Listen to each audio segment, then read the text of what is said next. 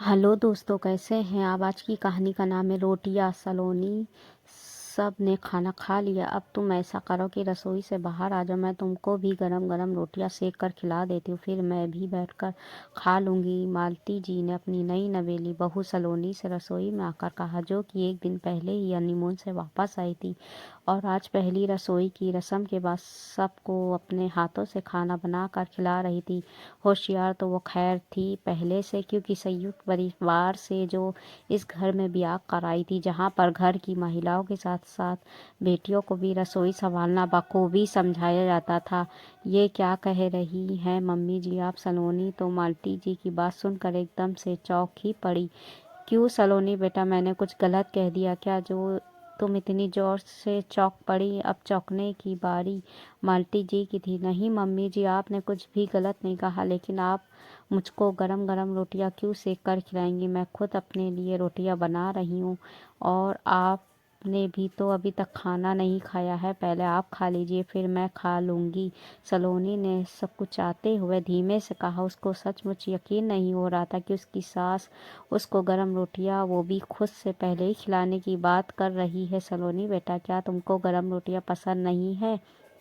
फिर से मालती जी ने सलोनी की और प्रश्नवाचक दृष्टि से देखा। नहीं मम्मी जी, ऐसी बात नहीं है, मुझे तो गरम और करारी रोटियां बहुत ही ज़्यादा पसंद है।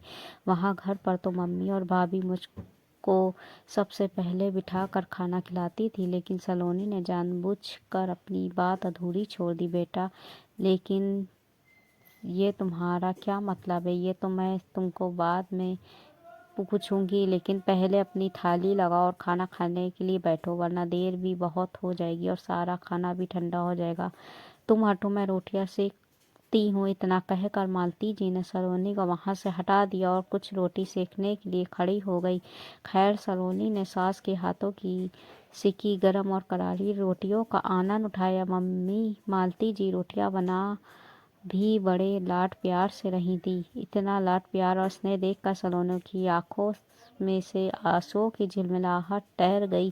क्या सचमुच एक सास अपनी बहू से इतना स्नेह कर सकती है। लेकिन मैके में तो ये सब बिल्कुल ही गुनाह है।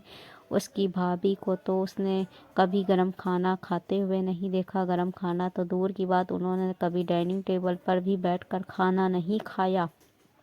उसके यहाँ के रिवाज के मुताबिक बहुएं तो जमीन पर ही दरी या बैठ कर खाती हैं, लेकिन यहाँ तो मम्मी जी ने शादी के दूसरे ही दिन उसे सबके साथ बराबर में बिठा दिया था। तब भी उसको बहुत ही ज़्यादा ताज्जुब था। उसकी मम्मी और दादी जी ने तो उसको सबके बराबर में बैठने के लिए मना किया था, लेकिन यहाँ तो मम्मी जी सचमुच बहुत अच्छी हैं। घूंघट भी पहले ही दिन हटवा दिया था, वरना मायके में तो उसकी भा मम्मी अभी तक दादी जी के सामने सिर पर पल्लू रखती हैं। सलोनी के लिए सब बातें सचमुच बहुत चौंकाने वाली थी, लेकिन आज गर्मा गर्म खाना ये सब कुछ ज़्यादा ही हो गया था, इसलिए वो कुछ कुछ हैरान परेशान भी थी। अभी वो बैठी ये बात सोच रही थी कि मालती जी हाथ में मिट्टी की कटोरी लेकर आ गई। सलोनी बेटा, ये लो तुम्हारा मनपसंद मीठा, क्योंकि शादी से पहले तुम्हारी मम्मी ने बताया था कि समधन जी हमारी सलोनी मिठोरी बहुत ही ज़्यादा है। तब मैंने भी मुस्कुराते कहा था, समधन जी हमारे यहाँ किसी चीज़ की कोई कमी नहीं है। कहकर मालती जी ने मुस्कुराते सलोनी के पास ही बैठ गई। मम्मी जी आप सचमुच बहुत अच्छी हैं, वरना मम्मी और दादी जी ने कुछ तो और ही कहा था मुझसे। मैं तो जिस दिन से इस घर में आई हूँ, यहाँ की सारी बातें मुझको चौंकाती जा रही। सलोनी ने कुछ सोचते हुए कहा। तो सलोनी बेटा बताओ, आखिर क्या कहा था तुम्हारी मम्मी और दादी जी ने। मालती जी ने मुस्कुराते हुए पूछा और अपनी निगाहें सलोनी की चेहरे पर टिका दी। मम्मी जी, उन दोनों ने तो यही कहा था कि ससुराल में सबको खिलाने के बाद ही खाना खाने बैठना, भूल कर भी अपनी कोई इच्छा मत बता देना और जो भी मिले ठंडा या गर्म उसको चुपचाप खा लेना, वरना ससुराल में सब लोग कहेंगे बताओ भला कैसी नासमझ बहू मिली है, फिर हम लोगों की बदनामी होगी सो अलग। और ये भी कहा था कि सबके बराबर मत बैठना, सिर पर घूंघट हर समय होना चाहिए। लेकिन आपने तो वैसा कुछ भी नहीं करवाया।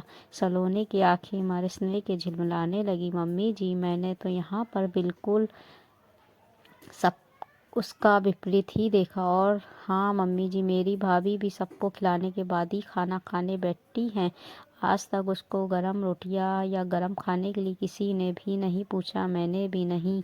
लेकिन अब जब मैं घर वापस जाऊंगी तो सबको आपके बारे में बताऊंगी। देखो मेरी मम्मी जी कितनी प्यारी और समझदार हैं, और उन सबको भी आपका आदेश अपनाने के लिए कहूँगी। शायद मेरी भाभी को भी वो सब कुछ मिले जो मुझको आपसे मिल रहा है। बिल्कुल सही कह रही हो तुम सलोनी बेटा, लेकिन पता नहीं हमारे समाज में इतनी बड़ी कुरीति क्यों है। उसी उम्र की बेटी को तो लोग हाथों हाथ लेंगे, लेकिन उसी उम्र की ब्याह कराई बहू पर जिम्मेदारियां का बोझ डालकर उसकी हर इच्छा की अब अवहेलना करने लग जाते हैं। इसके सबके बराबर मत बैठना, सिर पर घूंघट जरूर होना चाहिए। खाना सबसे बाद में सबको खिलाकर बचा कुचा खाना चाहिए। अरे भाई, जैसी बेटी वैसी ही बहू, क्या एक दिन में सब कुछ बदल जाता है। फिर लोग कहते हैं फिरते हैं बहू तो बहू ही रहती है, बेटी सा प्यार नहीं दे सकती। अरे आप भी उसे बेटी सा प्यार दो, बहू अपने आप बेटी सा प्यार देने लगेगी। इतना कहकर मालती जी कुछ सोचने पर मजबूर हो गई। वो भी तो जब ब्याह कर ससुराल आई थी, यही कुरीतियाँ यहाँ पर भी व्याप थी कि एक दिन उसके लिए सब्जी नहीं बची तो वो अपने लिए दोबारा बनाने लगी। तभी उसकी सासू माँ वहाँ आकर धमक कर बोली, ये क्या कर रही हो अम्मा जी, मेरे लिए सब्जी नहीं बची, बस 2 आलू काट कर अपने लिए सब्जी बना रही। मालती एकदम से काँप कर बोली, क्योंकि उसकी सासू माँ की आवाज़ बहुत ही कड़क थी और वो उनसे डरती थी बहुत थी।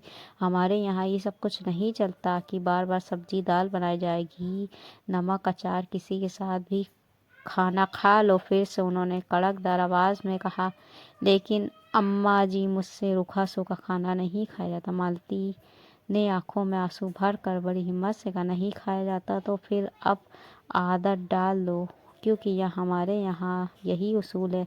इतना कहकर मालती की सास माचिस हाथ में उठाकर चलती बनी, क्योंकि तब चूल्हे पर खाना बनता था। मालती की आंखों से बस बरबर बरबर आंसू निकल पड़े, लेकिन उसने तभी उसी समय रोते रोते संकल्प ले लिया था कि वो अपनी बहू को बिल्कुल बेटी सा प्यार देगी, कभी भी बहू का नाम देकर उसको किसी बंधन में नहीं बांधेगी। और सचमुच आज से उसने इस परंपरा को बदलने की नींव डाल दी थी। क्या हुआ मम्मी जी, आप कुछ सोच रही हैं? सलोनी ने आश्चर्य से पूछा। कुछ नहीं बेटा, जो बीत गया सो बीत गया, लेकिन अब तो सब कुछ अलग ही अच्छा होगा।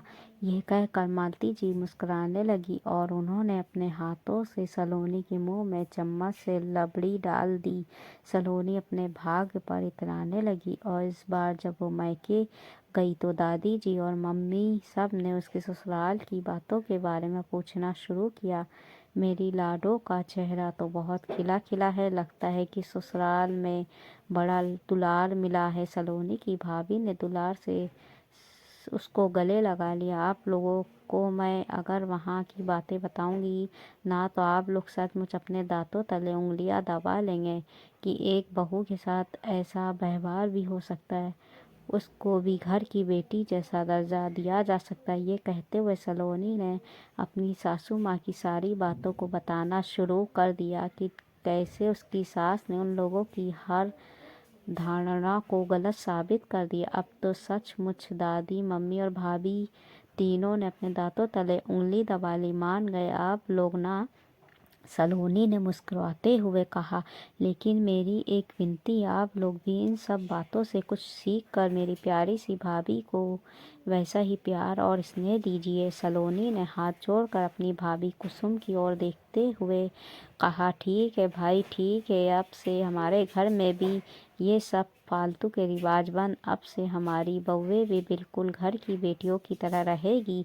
दादी विमला देवी ने मुस्कुराते हुए कहा। कुसुम तो ये सुनकर एकदम से उछल ही पड़ी, क्योंकि सबसे ज़्यादा दिक्कत का सामना उसी को करना पड़ता था। और कहने की बात नहीं, विमला देवी ने सचमुच अपनी कही बात पर अमल करना शुरू कर दिया। अब तो कुसुम सलोनी का बहुत बहुत आभार मानती है, और सलोनी भी अपनी भाभी को खुश देखकर और भी ज़्यादा खुश हो गई। दोस्तों,